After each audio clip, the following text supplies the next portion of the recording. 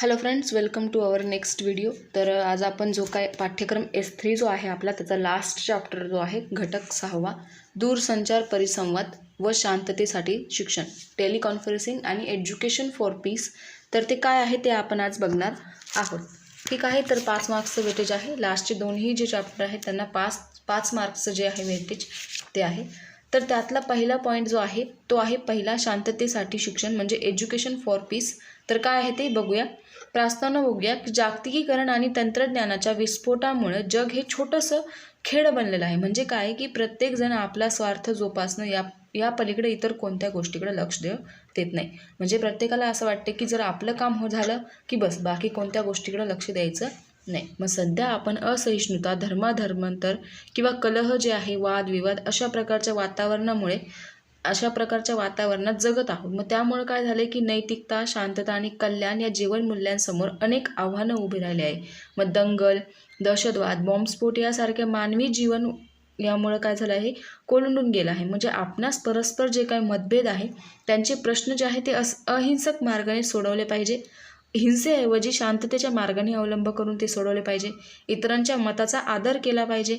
इतरांची जी काही मतं आहेत ती राखण्यासाठी शिक्षणातून विद्यार्थ्यांमध्ये शांतता शिक्षण जे आहे ते रुजवलं गेलं पाहिजे.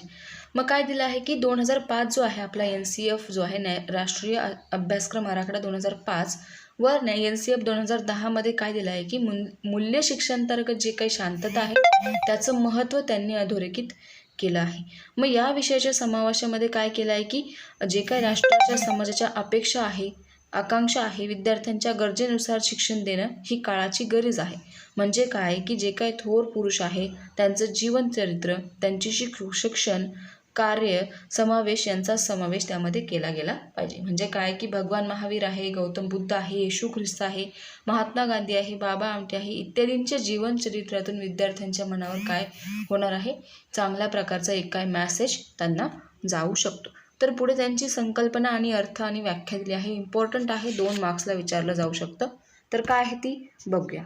पीस म्हणजे काय नेमकं की पीस या शब्दाला मराठीमध्ये काय म्हणतात, शांतता म्हणतात.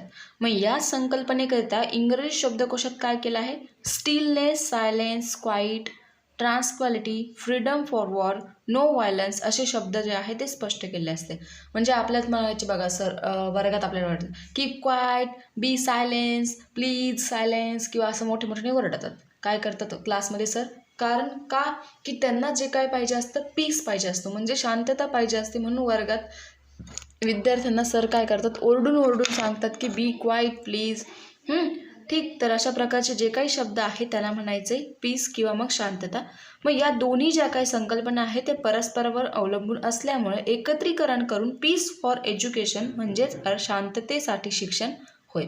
मग त्यासाठी काही डेफिनेशन्स त्यांनी वेगवेगळे दिलेले आहे की शिक्षणाद्वारे कोणतीही अराजकता निर्माण न होता न्याय तत्वाने, सुखाने, आनंदाने व्यक्तिमत्वाचा जो काही सर्वांगीण विकास आहे तो घडवून आणणे म्हणजे काय, शांततेसाठी शिक्षण होय. Peace education deals with a conditions within a society which foster violence including elements of violence in the family and the school. त्यांनी म्हणजे काय की जी काही शांततेसाठीचं जे शिक्षण असतं ते शाळा व समाज यांच्यातील हिंसात्मक जी काही परिस्थिती असते त्याच्याशी निगडीत असतं. म्हणजेच काय की स्वतःबरोबर आणि निसर्गासह इतरांसोबत सुसंवाद घडवण्याचे आवश्यक मूल्ये, दृष्टिकोन आणि कौशल्य रुजवण्यासाठी दिले जाणारे शिक्षण आहे त्याला म्हणायचं आहे शांतताविषयीचे शिक्षण. किंवा शांततेची जी काही संस्कृती आहे ती निर्माण करून शांततामय सहजीवनात ज्ञान, कौशल्य, अभिवृत्ती, मूल्ये यांची एकात्मिक विचार करणं म्हणजे काय, शांतता होय. किंवा अहिंसेच्या मार्गाने संघर्ष सोडवू शकतील अशा व्यक्ती निर्माण करण्यासाठी शांतता शिक्षणाचा उल्लेख त्यामध्ये केलेला आहे. अशा प्रकारच्या भरपूर डेफिनेशन त्यांनी सांगितलेले आहे. विष्णू पुराणामध्ये त्यामध्ये असं सांगितलं आहे की शांतताची जी काही निरंतर वास असतो, म्हणजे शांतता जी असते ती आपल्या लाईफमध्ये निरंतर वास करत असते. म्हणून काय की कोणावरही दहशत, अत्याचार, युद्धे, दंगे, अन्याय न लादता सुखी जीवन जगणं म्हणजे काय, शांतता होय. स्त्री पुरुष समानता आहे, अहिंसा आहे, संवाद आहे इत्यादी जे काय आहे ते आर्थिक आणि सामाजिक न्याय यांच्यामधलं एकत्रीकरण करून शांतता जपणं म्हणजे काय, शांतता होय. किंवा बौद्ध जे आहे, बौद्ध तत्वानुसार काय सांगितलं आहे की सत्याचा शोध, अहिंसा, अस्तेय, अव्यभिचार, अपेयमान किंवा या मार्गांचा जो काय आहे उपयोग करून वापर करून सुखी जीवन प्राप्त करणं म्हणजे काय आहे? शांतता होय. तुम्हाला जी इझी वाटेल ती डेफिनेशन तुम्ही लिहायची आहे. पुढे आहे शांतताची उद्दिष्ट दिले आहे. मग विद्यार्थ्यांना शांततेचं महत्त्व पटवून देणं, समभावाची शिकवणूक देणं, भाषावाद, प्रांतवाद, वंशवाद जे काय आहे अशा संकुचित वृत्तींबरोबर त्यांना झुगारून वैश्विक भावना ज्या आहे ते निर्माण करणं, स्वधर्म व राष्ट्राचा आदर करणं, त्याचबरोबर इतर जे काही धर्म आहे राष्ट्रांबद्दलची सहिष्णुता आहे ती बाळगण्याची वृत्ती जोपासणं, वैश्विक शांततापूर्ण अभिरुची ज्या असतात त्या जोपासणं, मानवतावादी दृष्टिकोन आहे तो जोपासण्यास मदत करणं, समाजात किंवा मग सर्व जे काही समाजात आहे ते शांततेविषयी जागृती निर्माण करणं, शांततापूर्व आणि हिंसामुक्त जगाची निर्मिती करणं, शिक्षणाद्वारे जे काही वैयक्तिक शांतता असते ते शिक्षणाचं उद्बोधन करण्याचं काम असतं. म्हणजे शांततेसाठी जे काही शिक्षण आहे ही जीवनशैलीची चळवळ असते.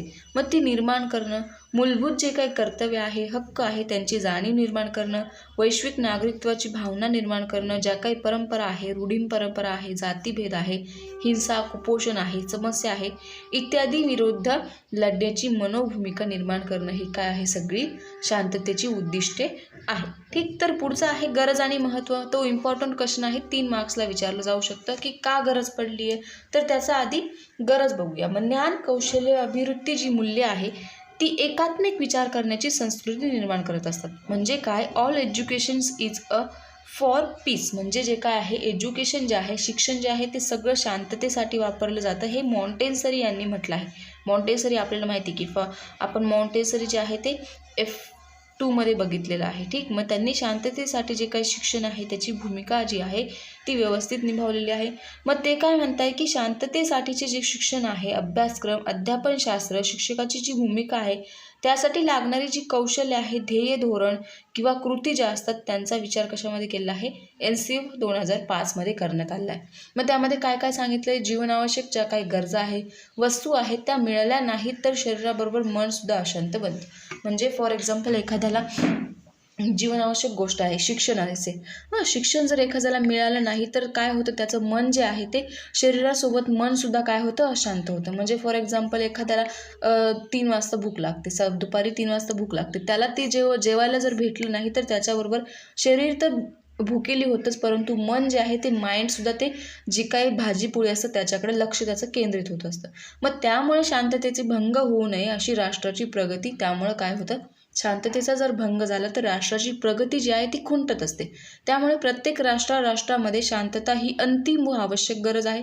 शांतता प्राप्त करण्यासाठी शांततेचे जे मार्ग आहे त्या विविध मार्गांनी प्रयत्न करावा लागतो. मग अशी जी काही कल्पना आहे ती कल्पनांचा विनाश होऊ नये किंवा मग ज्या काही आर्थिक विकास आहे किंवा मग युनोसारख्या संघटना आहे त्यांनी या शांततेला काय केलं आहे? अधिक महत्त्व दिलं आहे. मग त्यासाठी सकारात्मक दृष्टिकोन निर्माण करण्यासाठी काही त्यांनी गरज दिलेली आहे. मग का गरज पडली आहे? त्यातली पहिली आहे वैयक्तिक कलह निर्माण होणार नाहीत याकरिता सावधानता बाळगणे. म्हणजे काय की कोणतीही गोष्ट स्वतःला पाहिजे, मी करणार, मी जो असतो तो वैयक्तिक कलह असतो तो निर्माण होऊ नये म्हणून सावधानता किंवा शांतता बाळगणं गरजेचं आहे. दुसरं आहे राष्ट्रीय व आंतरराष्ट्रीय मतभेद दूर करण्यासाठी, जागतिक अस्थिरता नष्ट करण्यासाठी, राष्ट्रामधले जे काही मैत्रीचं नातं आहे ते संबंध जे आहे ते उपयुक्त करण्यासाठी, जागतिक दहशतवाद जे आहे त्याच्या विरुद्ध एकजुटीने लढण्यात सांघिक भावना निर्माण करण्यासाठी, वैश्विक पातळी असते, मानवी अस्तित्व असतं ते टिकवण्यासाठी शांततेची गरज आहे. विश्वात जे काही शांतता आहे ती निर्माण करण्यासाठी शांतता शिक्षणाशिवाय तरुणोपाय नाही. म्हणजे काय की शांतता निर्माण करण्यासाठी जगातले कुठेही शांतता निर्माण करायची असेल तर शिक्षणाशिवाय आपल्याला पर्याय नाही. शिक्षण हा एकमेव पर्याय आहे की ज्याने शांतता निर्माण होऊ शकते. प्रत्येक राष्ट्राची सुरक्षिततेविषयी खर्चात कपात करून राष्ट्राचा जो विकास आहे तो घडवून आणण्यासाठी, विलासी व भोगवादी वृत्ती जी आहे ती नष्ट करण्यासाठी आपण F5 मध्ये एक वाक्य बघितलं होतं बघा की पृथ्वीकडे सर्वांना पेलेल इतकं देण्यापुरतं आहे, परंतु एखाद्याच्या हावरटपणासाठी किंवा हावरटपणाकडे पृथ्वीकडं पर्याय नाही. तर जे काय आहे की भोगवादी वृत्ती म्हणजे काय की जी काय एखाद्याची खूप जास्त घेण्याची वृत्ती असते ती जी वृत्ती आहे ती नष्ट करण्यासाठी शांतता महत्त्वाची भूमिका पार पाडते. विनाशक अस्त्र निर्मितीमधील स्पर्धा आहे त्या रोखण्यासाठी शांततेची भूमिका महत्त्वाची आहे. पुढे आहे त्याची महत्त्व. मग काय काय आहे? पहिलं आहे वैश्विक मानव जातीचे कल्याण करण्यासाठी शांतताची भूमिका महत्त्वाची आहे. मानवी जीवनमय सुधारण्यासाठी, संधी प्राप्त होण्यासाठी, आंतरराष्ट्रीय जे काही समस्या आहे ती निर्माण होण्यासाठी, हिंसक व अविवेकी वृत्ती असते तिला आळा बसेल अशी यामुळे महत्त्व आहे. हे विश्वशी माझे घर ही भावना वाढीला लागण्यासाठी, राष्ट्रामध्ये निकोप स्पर्धा जी असते ती निर्माण होण्यासाठी, भाषावाद, प्रांतवाद, राष्ट्रवाद जे आहे त्यांचं निर्मूलन होण्यासाठी, महासत्ता बनण्यासाठी, राष्ट्रातील जे काही विभाजनवादी शक्ती आहे ती नष्ट होण्यासाठी, शांततेमुळे युद्धे टळणार असतील तर जी काय आहे शांततेचं महत्त्व गरजेचं आहे. मग राष्ट्रातील जे काही सलोख्याचं नातं आहे ते संबंध आहे, आयात निर्यात जे काही धोरण आहेत त्यामध्ये सकारात्मक बदल घडवून आणण्यासाठी शांतता जी आहे ती महत्त्वपूर्ण आहे. ठीक, मग पुढे आहे जागतिक संदर्भ. तर जागतिक संदर्भ काय आहे की तो इतका इम्पॉर्टंट नाही आहे, पण त्यामध्ये दिलेलं आहे की जे काय आजकाल तंत्रज्ञानामुळे विस्फोटामुळे काय झालं की जग एक खेडं बनत चाललं आहे. म्हणजे ज्या काही विविध मर्यादा असतात, खाजगीकरण, उदारीकरण जे आहे इत्यादी जागतिकीकरणामुळे सर्वत्र राष्ट्रामधला जो काही विकास आहे तो आर्थिक आणि दुर्बल घडत चाललेला आहे. मग त्यामुळे जागतिक जो काही संदर्भ आहे म्हणजे संयुक्त राष्ट्र आहे, राष्ट्रसंघ आहे, युनेस्को आहे इत्यादीमध्ये काय झालं, जागतिक पातळीवर कार्य करणाऱ्या ज्या काही संघटना आहेत त्यांच्यामध्ये शांतता निर्माण करायची असेल तर आपल्याला जो काही जागतिक संदर्भ आहे आपला तो व्यवस्थित ठेवणं गरजेचं आहे. मग त्याच्यासाठी पुढे शिक्षणाचे 4 स्तंभ दिले आहे. मग जे काही शिक्षणाचे 4 स्तंभ आहे ते 1 मार्क्ससाठी विचारले जाऊ शकतात. ते कोणते कोणते आहेत? ज्ञानप्राप्तीसाठी अध्ययन, लर्निंग टू नो, कृतीसाठी अध्ययन, लर्निंग टू डू, सहजीवनासाठी अध्ययन, लर्निंग टू लाईव्ह, अस्तित्वासाठी अध्ययन म्हणजे लर्निंग टू बी. मग काय काय आहे ते? तर पहिलं बघूया आपण लर्निंग टू नो कसं आहे. तर काय आहे, ज्ञानाचा विस्फोट झाल्यामुळे युगात सर्व जे काही क्षेत्र आहे त्याच्याबरोबर ज्ञान जे आहे ते उत्तरोत्तर वाढत चाललं आहे. म्हणजे काय, आजकाल कोणीही असं नाही की ज्याच्याकडे ज्ञान नाही, कोणत्याही गोष्टीचं ज्ञान नाही. त्यामुळे जो काही ज्ञानाचा विस्फोट आहे तो अति वाढत चाललेला आहे. त्यामुळे आधुनिक जग जे आहे ते अत्यंत गुंतागुंतीचं झालं आहे. मग नव्या संशोधनामुळे माहितीचं जे काही भांडार आहे ते विस्तारित रूप घेत आहे. म्हणजे नवीन संशोधन लागल्या मार्केटमध्ये जे काही प्रोडक्ट आहे ते खूप जास्त प्रमाणात विक्री करण्यात आहे. म्हणजे जे काय आहे ते भांडार जे आहे ते वाढत चाललं आहे. मग या जगासाठी काय करायला हवं की जे काय आपल्या सभोवतालच्या जगातील घडामोडी आहे त्यांचे स्वरूप जे आहे ते समजावून घेऊन आपला जो काही ज्ञान संचय रुंदीकरण करणं गरजेचं आहे. म्हणजे ज्ञानप्राप्ती शिक्षणाच्या माध्यमातून होत असल्यामुळे ज्ञान ग्रहणासाठी प्रत्येक व्यक्तीजवळ संप्रेषण कौशल्य, व्यवहार कौशल्य जे आहे ते, आनंद घेण्याची वृत्ती जी असते, परिस्थितीशी जुळवून घेण्याची वृत्ती असते त्याची आवश्यकता असणं गरजेचं आहे. मग ज्ञान कसे मिळवावे त्याचं आकलन झाल्यामुळे अध्ययनाची आवड निर्माण होऊन स्वयंअध्ययनाचे जे काही मार्ग आहे ते आपोआप प्राप्त होत असतात. म्हणजे काय की जेव्हा आपल्याला अध्ययनाची आवड निर्माण होते, फॉर एक्झाम्पल MPSC UPSC करणारे जे मुलं असतात बघा, तर त्यांच्यामध्ये जे काय एकदा त्यांना आवड निर्माण झाली की त्यांना हे करायचं एवढं फिक्स झालं की त्यांच्यामध्ये जी काय सेल्फ स्टडी असते किंवा मग स्वयंअध्ययन जे असतं ते आपोआपच वृद्धिंगत होत असतं. मग त्याच्यामुळं काय होतं की प्रत्येक देशाने आपला जो काही नागरिक आहे ज्ञान साधन बनवण्यासाठी ज्ञान प्राप्तीचे जे काही स्तंभ आहेत त्यांचा मान जो आहे तो ठेवला पाहिजे. मग त्यामुळं काय होईल, अध्ययन जे आहे त्याच्यामध्ये नवनिर्माण भारत घडवण्यामुळे एक सहज शक्य होईल. मग स्वविकासातून समृद्ध व विकसित असे राष्ट्र बनवण्यासाठी प्रत्येकाचा हातभार जो आहे तो लागला पाहिजे. पुढे आहे कृतीसाठी अध्ययन, लर्निंग टू डू.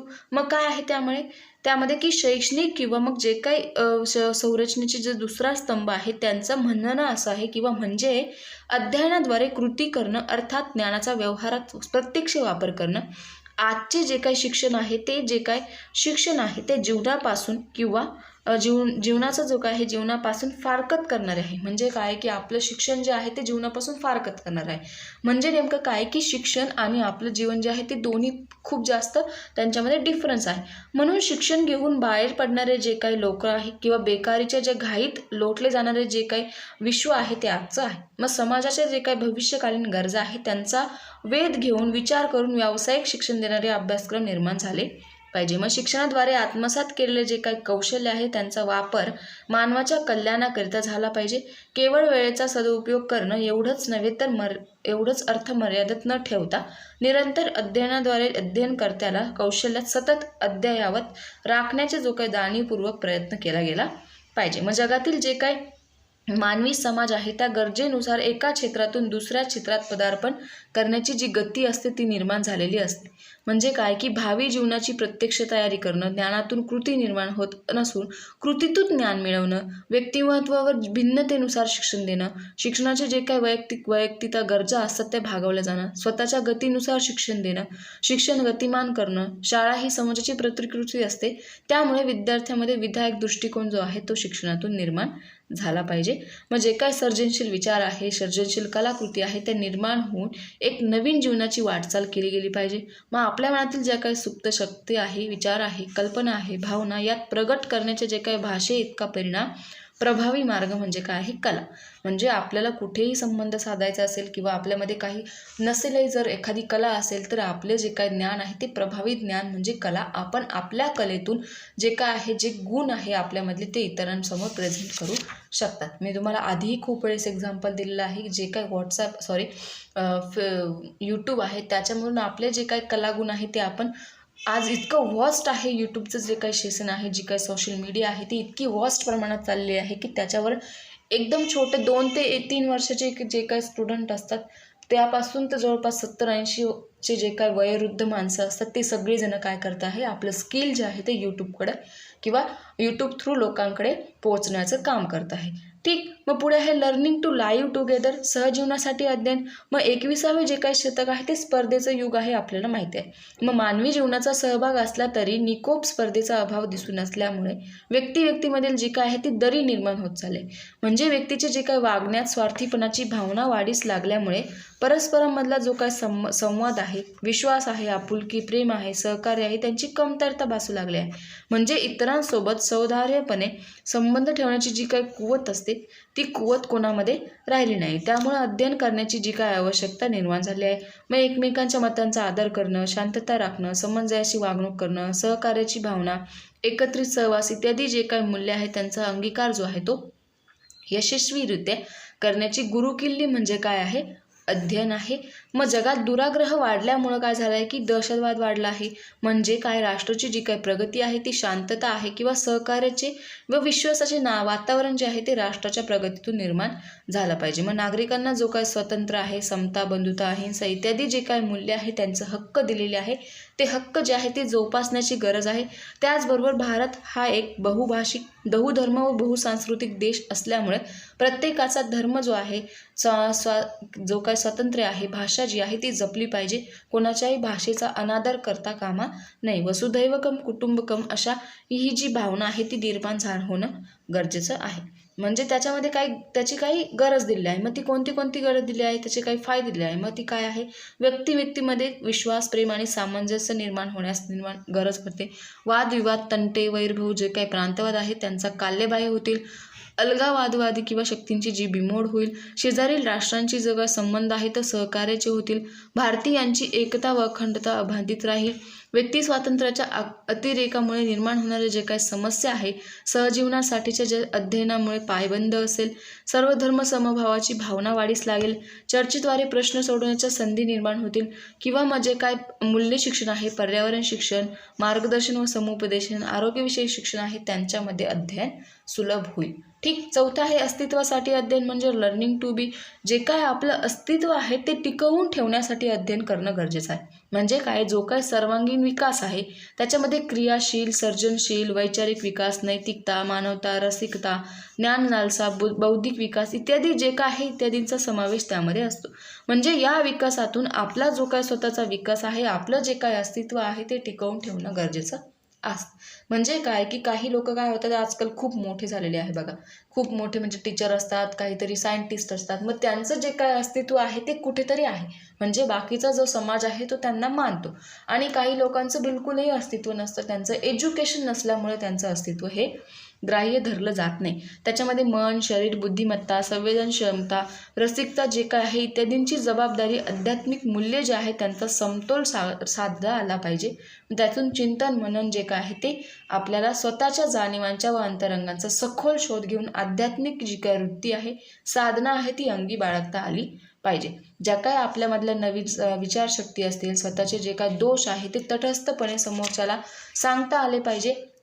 म्हणजे बघा की समोरच्याला आपण आपल्या वर्गात सपोज दोन विद्यार्थी आहे, एकाला खूप छान प्रकारे वाचता येतं परंतु त्याला लिहिता येत नाही, आणि एकाला खूप छानपणे लिहिता येतं परंतु त्याला वाचता येत नाही. मग दोघांचे जे काही दोष आहे ते एकमेकांना माहीत होणं गरजेचं असलं पाहिजे किंवा शिक्षकांना माहीत असणं गरजेचं असलं पाहिजे. जर त्यांचे दोष जे आहे ते त्यांनी लपवले किंवा माहीत नसले तर त्यांचे दोष जे आहे ते कधीच त्याचं निराकरण होणार नाही. मग अशा रीतीने शिक्षणाचे जे काही 4 आधारस्तंभ आहे ते सर्वव्यापी असून भविष्यकालीन पिढ्या ज्या आहेत त्या सक्षम करण्यासाठी अध्ययनाच्या ज्या स्वरूपाची आणि उद्दिष्टांची विशाल व्याप्ती यामध्ये दर्शवलेली गेलेली आहे. मग या आधारस्तंभांची माहिती मिळवणं, कौशल्यांचा विकास करणं, समस्यांचे निराकरण करणं, सहजीवनाचा आनंद प्राप्त करणं इत्यादी जे काही विकसन विद्यार्थ्यामध्ये होत असतं. मग ही काय आहे, काळाची गरज आहे. पुढे आहे अध्यापन कार्यनीती व उपक्रम. त्याने जवळपास तिथे 16 उपक्रम दिलेले आहे, तर ते इतके इम्पॉर्टंट नाही आहे. त्यामध्ये काय काय आहे की आपला जो काय वयोगट आहे त्यानुसार हस्तक्षेप करायनं, शांतता पाळून ठेवणं, जे काही जिद्द आहे, चिकाटी आहे त्यांची रुजवणूक करणं, क्षमता संकल्पना असतील त्यांची नोंदी ठेवणं, अहिंसा, बंधुभाव जे काही मूल्य आहे त्यांचा आदर करणं, त्यांची जाणीव असणं, जी आपली मते आहे ते मांडण्यातून किंवा अभ्यासक्रमातून आपली तरतूद आहे ती लोकशाही मूल्यांची जोपासना करणं, अध्ययन प्रक्रिया आहे जी विद्यार्थ्यांना पोषक वातावरण देत असते, त्यामुळे तिचं जे काय आहे शिक्षणाचा जो उद्देश आहे तो मनामध्ये बाळगून चालणं इत्यादी प्रकारचे त्यांनी उपक्रम दिलेले आहे.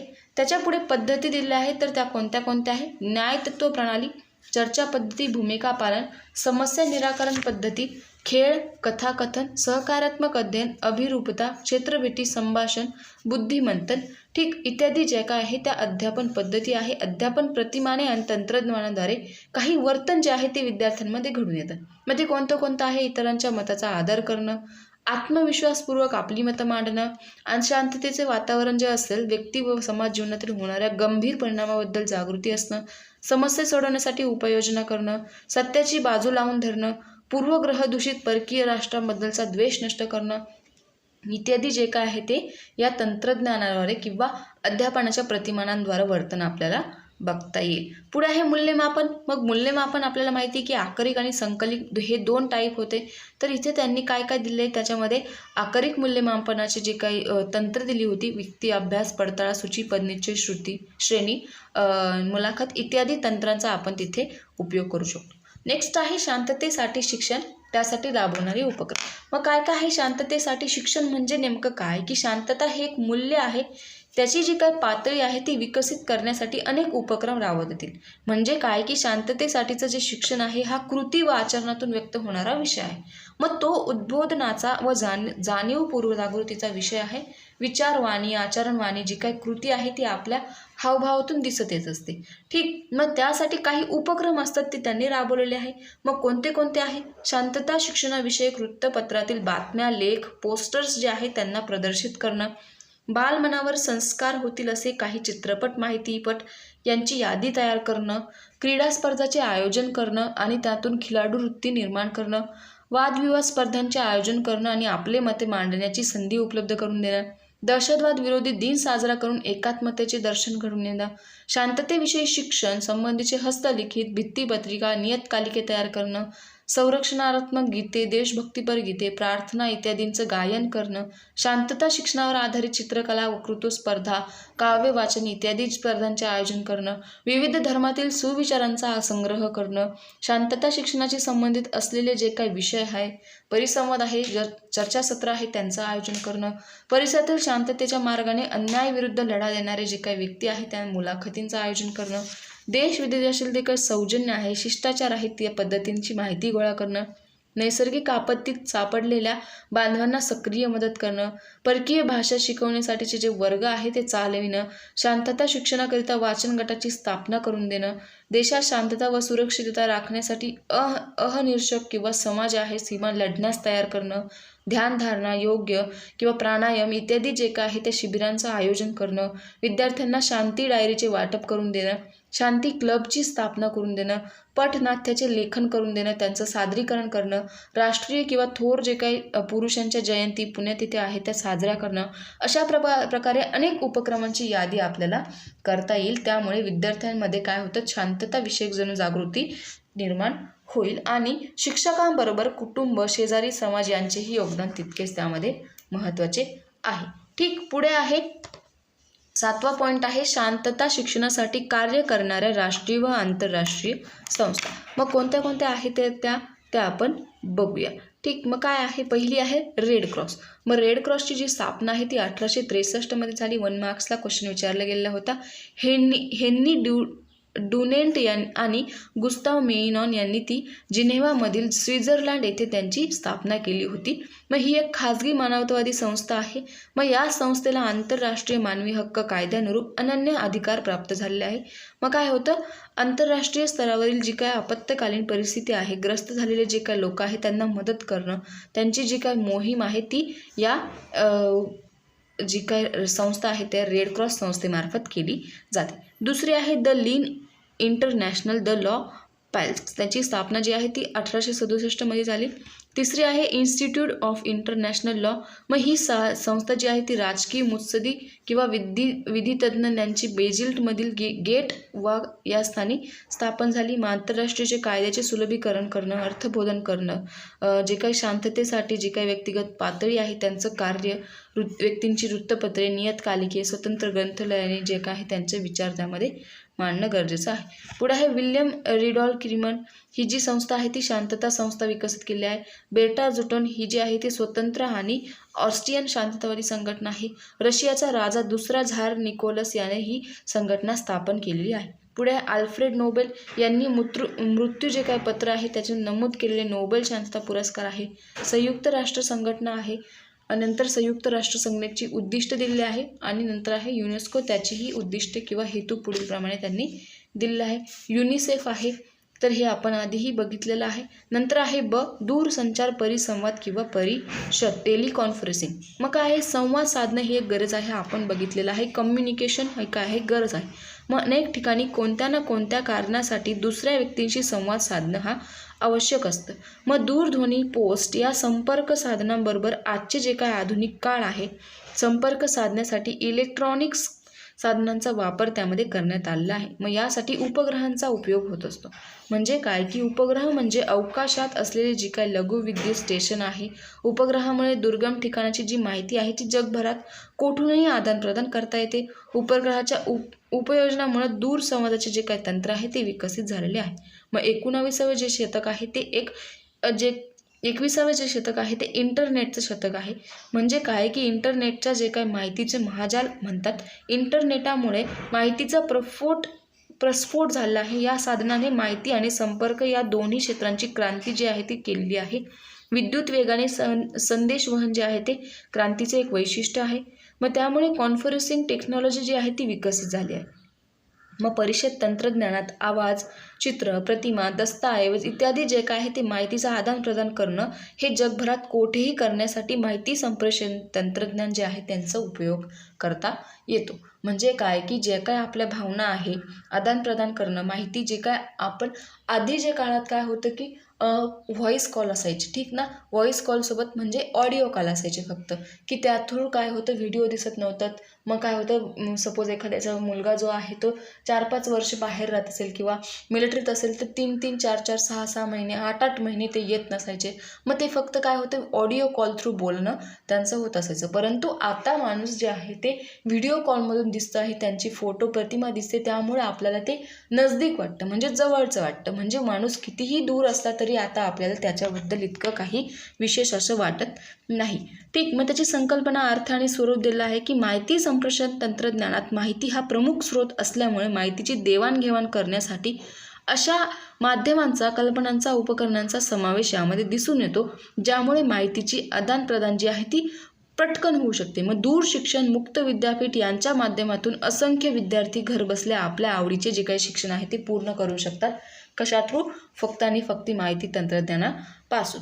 मग त्याच्यामध्ये काही उपक्रम जे दिलेले आहे ते त्यांनी पुढे दिले आहे. मग टेलिकॉन्फरन्सिंग हे जे उपग्रहामार्फत होणारे दळणवळण साधन आहे. मग त्याचं स्वरूप जे आहे ते कसं आहे, टेलिकॉन्फरन्सिंगला टेलिफोन कॉन्फरन्स असेही म्हणतात.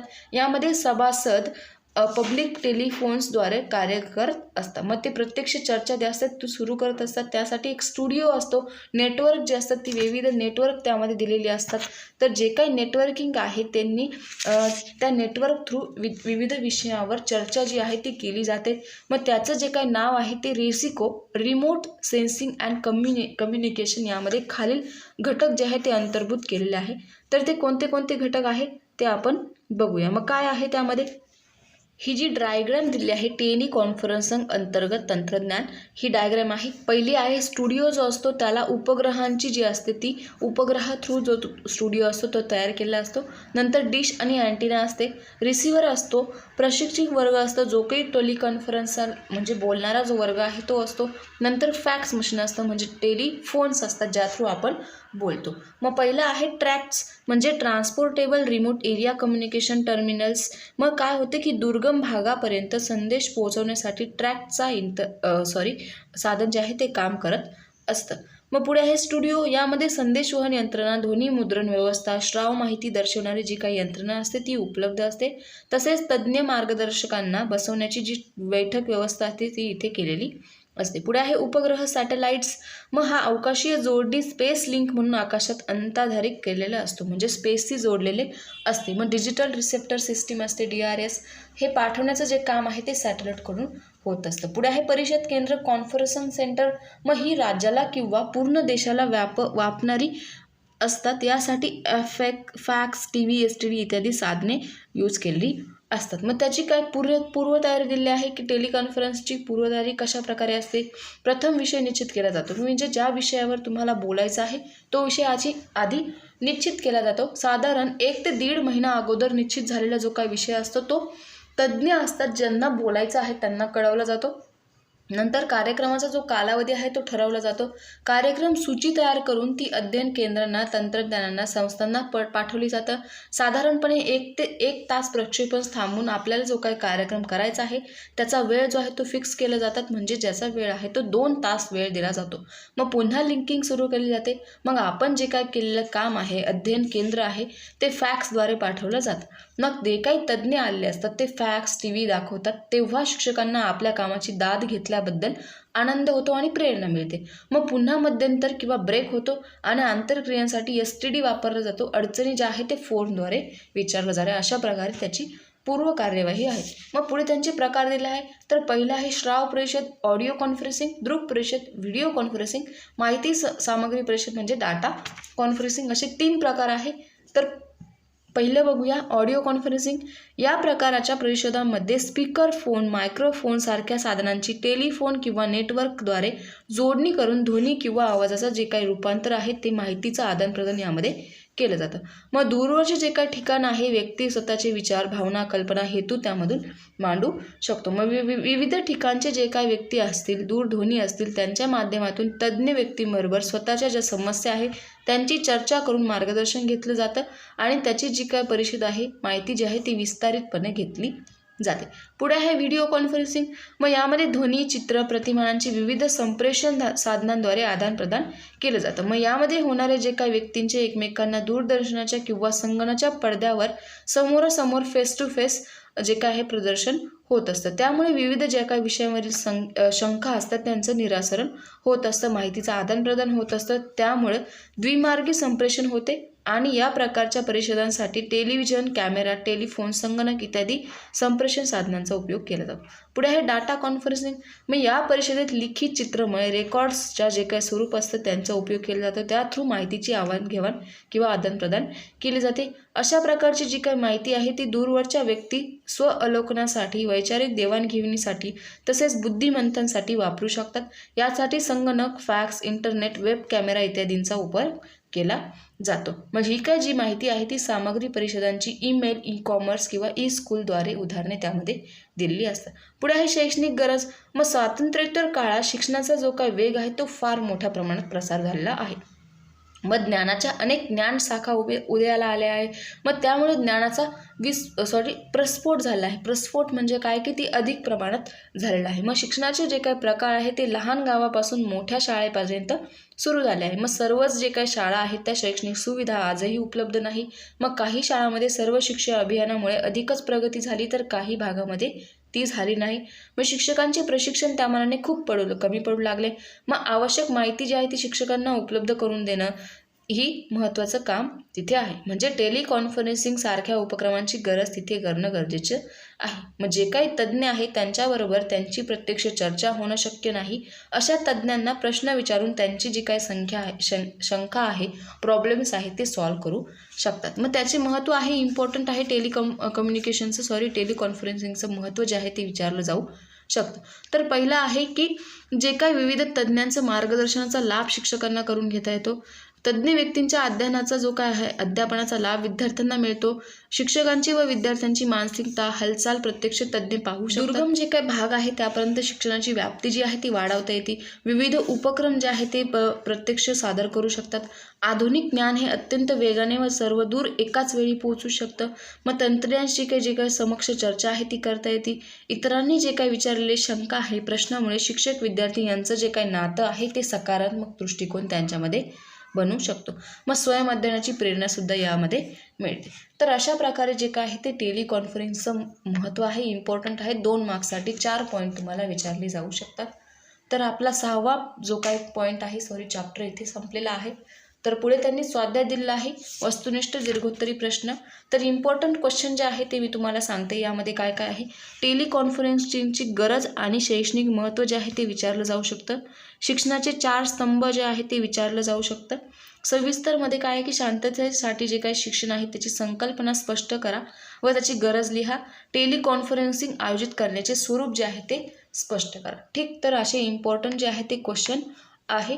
आणि दुसरं म्हणजे काय की मी आता S8ला स्टार्ट करते. कारण काय होतं की पेपर यायच्या वेळेस काय होतं, मग S8, S7 आणि S6 जो आहे तो राहून जातो आणि पहिले 5 सब्जेक्ट जे आहे ते व्यवस्थित घेतले जातात आणि पुढचे व्हिडिओ जे असतात ते अवेलेबल होत नाही.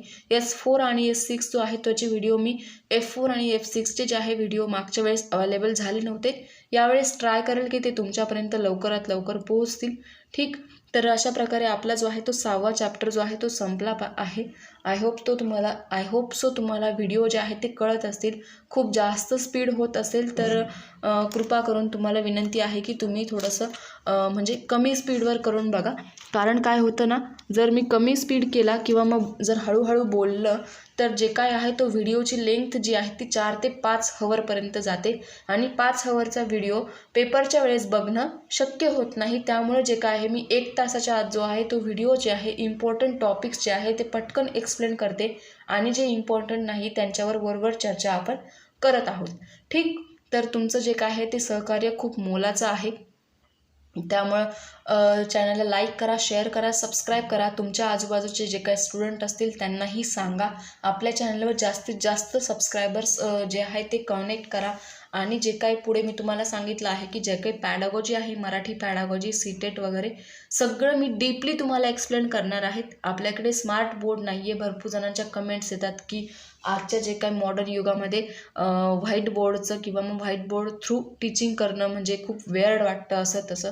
तर मला त्याचा काही फरक नाही पडत, परंतु सांगायचं एवढंच आहे की जेवढं अंथरूण आहे तेवढेच पाय पसरावे.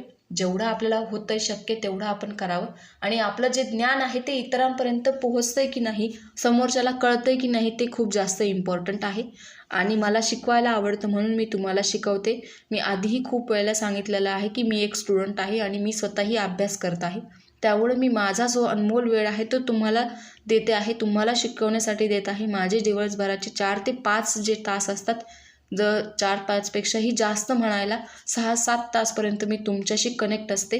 त्यामुळं माझ्याही वेळाची जी काय आहे ती किंमत तुम्ही करू नका. तर बस एवढंच म्हणायचं आहे. आणि चॅनलला लाईक करा, शेअर करा, सबस्क्राईब करा. भेटूया परत पुढच्या व्हिडिओमध्ये. Bye bye, take care.